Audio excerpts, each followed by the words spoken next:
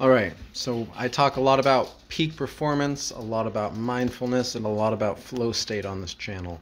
One thing I don't talk enough about on this channel, ignore the big red mark on my forehead, is learning, optimal learning. That's one thing I don't talk nearly enough about. And one thing that just kind of clicked in my own head that I'd like to share with you all today is a viewpoint, a perspective of what optimal learning might look like.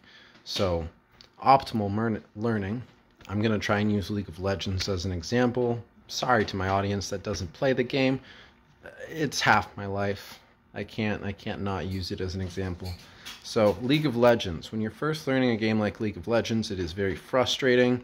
It is very easy to be down on yourself for doing the wrong thing because there are so many different concepts, so many different fundamentals that you have to master. Chess is another good example of this. If you try to get into chess as an absolute beginner, there are so many different fundamentals and different concepts that you need to learn that it's overwhelming. There's just so much to learn that you can really only focus on a certain set of skills at a time. So whether it be mastering a certain opening, spending a lot of times on puzzles, learning a different champion in League of Legends, learning a different role, different lane, understanding minion mechanics, understanding tempo, understanding lane states, understanding matchups. There's so much in both of these games that it is very overwhelming when you're learning. So optimal learning looks something like having skills that you're working towards and building up, and you're in one of two states. Because we're going to tie this back into flow state, we're going to tie this back into peak performance. You're either in state number one, where you are gathering the habits and gaining the skills. You have to build habits for flow. When you break into flow state, it is essentially utilizing all of the micro habits that you've built up, gaining this expertise, and they all come out and operate on their own.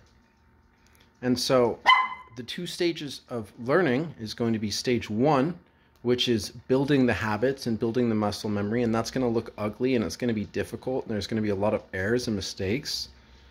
And this is going to be the part of learning that's hard because it's frustrating, but guess what? That frustration, even the frustration itself is useful because the frustration is releasing norepinephrine, which is a focus chemical released within the brain that primes it for learning. And so when this chemical's in the brain, every time we're frustrated, so I'm just banging it in there, frustration is part of this learning process. That's going to be priming us for learning. And as we're learning these new habits that are being aided by the frustration that we're experiencing because we are making mistakes and we aren't playing perfect, eventually what's going to happen is we're going to build up enough habits, we're going to have pushed through hard enough that we're just going to drop right into flow as we find a challenge that's about 104% what we're usually capable of. And it's going to feel fantastic. It's going to feel like you're just dancing in the moment, that everything's just fucking perfect. It's going to feel like the high of your life. And that's the second stage of learning. That's when we're really integrating all of the things that we've been working on.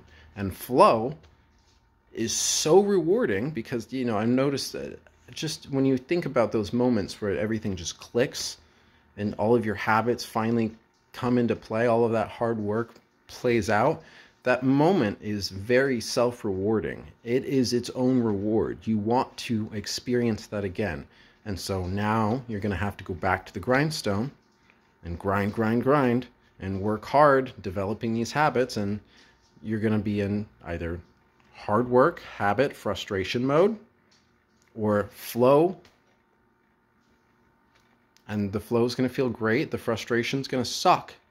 And I reiterate, it's extremely important. Without the frustration, we don't have the norepinephrine helping prime the brain for learning, which is going to help enforce these habits that we're building. And without the habits that we're building, there's no point in flow because the flow is relying on all of those habits that you've built up through your hard work and effort. And so that's what I believe optimal learning looks like.